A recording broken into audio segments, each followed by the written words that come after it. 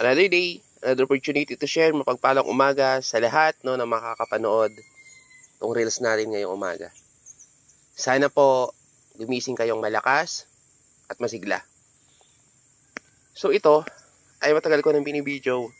Kaso I decided to market na today para mabigyan ko ng chance at nutrients itong bagong tubo kong graph. Yan.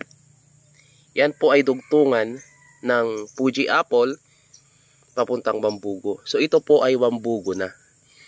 So sa mga naghahalaman, please search Wambugo apple from Kenya.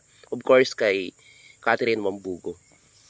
Para lumaki siya, kailangan kong tanggalin yung original na puno.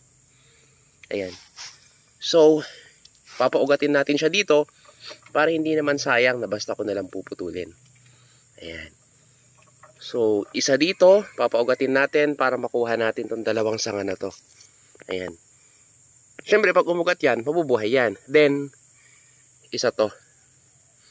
Ito yung pangalawang papaugatin natin para magkaroon ng dalawang puno dito sa isang sanga. Para mabigyan ng chance ito na lumago.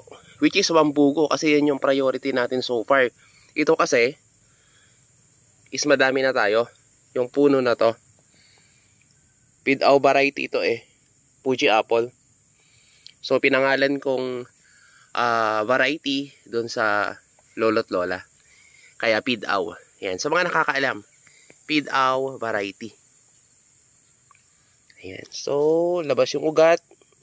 I think kailangan natin siyang lagyan ng lupa mamaya. So, good luck. Wambugo apple from Kenya. Thank you po. God bless everyone.